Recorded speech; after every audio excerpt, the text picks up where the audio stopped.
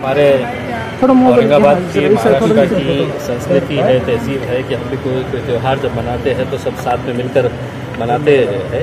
मैं आज औरंगाबाद के पुलिस कमिश्नर निखिल गुप्ता साहब से मिलने के लिए आया था और उनसे यही बात के ऊपर चर्चा की कि हमारी मदद कैसा चाहिए करके आप बताइएगा कि हम किस तरह से हमारे ये शहर के अंदर शांतता बनी रहे, इसके लिए हम क्या प्रयास कर सकते हैं। अगर हमारी कुछ मदद लगती है तो आप हमें बताइएगा करके।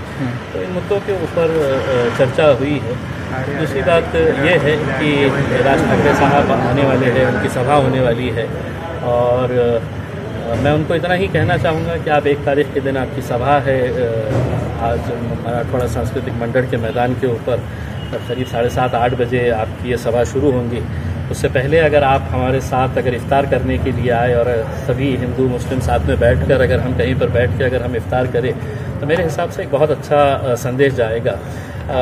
रमज़ान एक ऐसा महीना होता है कि जहाँ पर मुसलमान साल भर इंतज़ार करता है और पिछले 2 साल जो कोरोना की वजह से किसी का भी त्यौहार अच्छे तरीके से हम मना नहीं सके हैं, कारोबार बराबर से हो नहीं सका है। आज बहुत सारे दुकानदारों ने माल भर कर रखा हुआ है और वो किसी एक जाति के नहीं है, सभी जाति धर्म और मज़हब के लोग हैं। तो ऐसे लोगों को अपने कारोबार की फ़िक्र है कि क्या होगा करके। तो मैं औरंगाबाद के ज़िले की जनता को आश्वासन देना चाहता हूँ कि हम सभी लोग मिलकर अगर चाहे तो ये शहर की जो एक परंपरा है वो हम साथ में आगे भी उसको लेकर जा सकते हैं। ये सही बात है कि 99% लोग जो है वो शांति प्रिय होते हैं, वो पीस लविंग सिटीजन्स होते हैं। 1% है जो चाहते हैं कि कुछ ना कुछ गड़बड़ हो, कुछ ना कुछ हंगामा हो करके। अब ये जिम्मेदारी पुलिस की है और हमें पूरा पुलिस के ऊपर विश्वास है कि वो जो 1% है, चाहे वो किसी भी जाति धर्म और मज़हब या किसी भी राजनीतिक पार्टी के से ताल्लुक़ रखते हो, इनको कंट्रोल करने के अंदर पुलिस पूरी तरह से सक्षम है। उनको इतना पूरा विश्वास है। हम सिर्फ इतना कहना चाहेंगे जो सियासत करने के लिए आए हैं वो सियासत करे और जो इबादत करना चाह रहे हैं उन्हें इबादत करने दें। तो तुम्हाला काय भीती वाटते की औरंगाबादचं वातावरण बिगड़ेल? देखिए, मेरा नहीं है। मुझे आज बहुत सारे छोटे मोटे दुकानदार जो कारोबार करने वाले जो लोग हैं जिन्होंने अपनी दुकानों के अंदर माल भर कर रखा हुआ है और वो सभी जाति के लोग हैं, उन्हें कहीं ना कहीं ये एहसास हो रहा है कि साहब कुछ होगा क्या। तो हम उनको यकीन दिलाना चाह रहे हैं कि कुछ नहीं होगा और हम ये पुलिस डिपार्टमेंट को भी ये यकीन दिलाने के लिए आए हैं कि आप पुलिस से ज़्यादा यहाँ के लोक प्रतिनिधियों का इस्तेमाल करिएगा क्योंकि ये शहर सबका शहर है। भोंगा उतरवण्याची 3 तारखेचा अल्टिमेटमवर तुमची प्रतिक्रिया? देखिए, इसके बारे में महाराष्ट्र के गृह मंत्री ने पूरे अच्छी तरीके से खुलासा कर दिया है। अब हम ये मुद्दा जो है, ये मुद्दे को हम चाहेंगे कि सरकार, पुलिस, प्रशासन जो है वो उसको जिस तरीके से हैंडल करना चाहे। जो कानून है वो कानून हमारे लिए कोई अलग नहीं है। अगर सुप्रीम कोर्ट का कोई आदेश है तो उस आदेश का पालन होना चाहिए, हम भी ये मानते हैं उसमें, लेकिन ऐसा जोर जबरदस्ती से ना करें तो मेरे हिसाब से, वरना इसका कोई अंत नहीं रहेगा। हिंदुत्वाचा मुद्दा ते उचलतायत सभेत?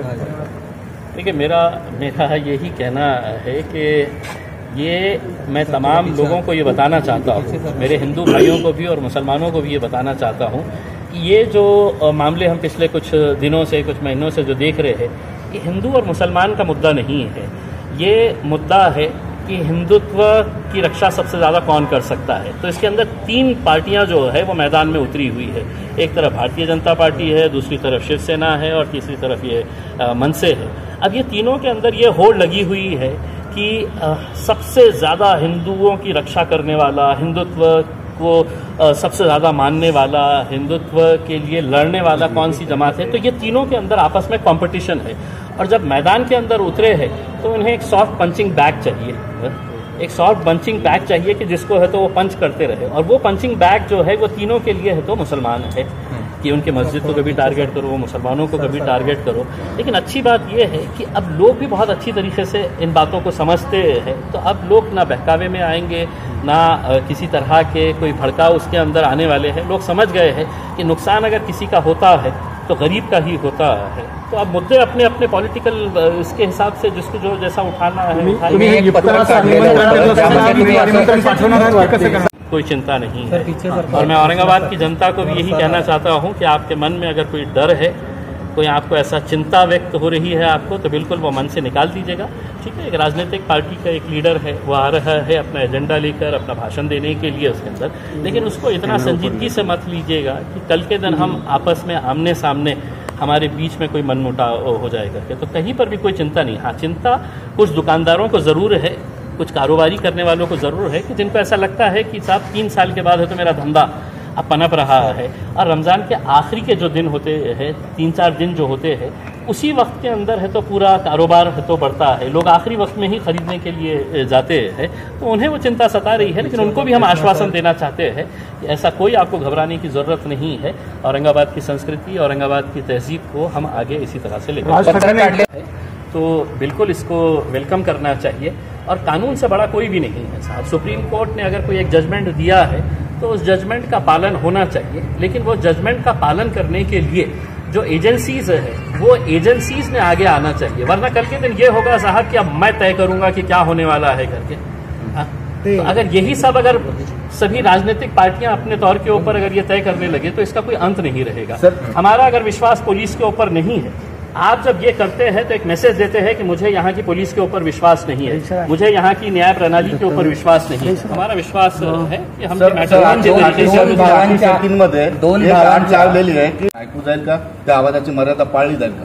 देखिए, अब जो भी है उसमें पुलिस ने अपना रोल अदा कर दिया है कि साहब ये कंडीशंस हम आपको दे रहे हैं करके, और ये कंडीशंस की हमको भी बहुत आदत हो चुकी है कि जब भी हमारी सभा होती है तो हमको भी बहुत सारे कंडीशंस दिए जाते हैं करके। उसमें अब वो सभा होगी, उसके अंदर हम सिर्फ लोग जितने भी आ रहे हैं उनसे यही कहेंगे आवाज मोजणार का, सभेचा आवाज किती होता? ये देखिए, ये पुलिस के ऊपर है कि जिसने है तो ये कंडीशन इम्पोज किया है, उसका इम्प्लीमेंटेशन कैसा हो रहा है वो उनकी जिम्मेदारी है, वो करे करके। खूप खूप धन्यवाद। और एक शेवटचा प्रश्न आहे, 2 भावांच्या मध्ये आप सवाल ही गलत कर रहे हैं। 2 नहीं है इसमें, इस मैदान के अंदर 3 खिलाड़ी है, एक भारतीय जनता पार्टी है, एक मनसे है और एक शिवसेना है।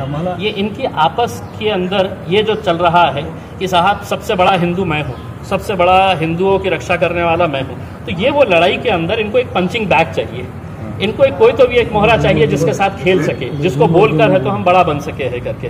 तो कभी मस्जिदें उठा लो, कभी शहर का नाम के ऊपर निकाल लो, कभी जात धर्म निकाल लो, और यही करते करते पंचिंग बॅगला सहन करण्याची सुद्धा मर्यादा असते, तुम्ही किती दिवस सहन करणार? नहीं, हम सहन करेंगे साहब। देखिए, अगर शांति बनाए रखने के लिए अगर हमारे को बहुत हद तक कॉम्प्रोमाइज़ करना पड़े तो हम कर सकते हैं। बयान देने के लिए तो क्या है, मैं भी बयान दे सकता हूँ साहब, और ये भी आप अच्छी तरह से जानते हैं कि आप हमारी ज़बान का मुकाबला नहीं कर सकते हैं। तो हम बयान दे सकते हैं, लेकिन हम नहीं चाहते हैं, क्योंकि हमारी प्राथमिकता जो है वो हमारा शहर है। धन्यवाद।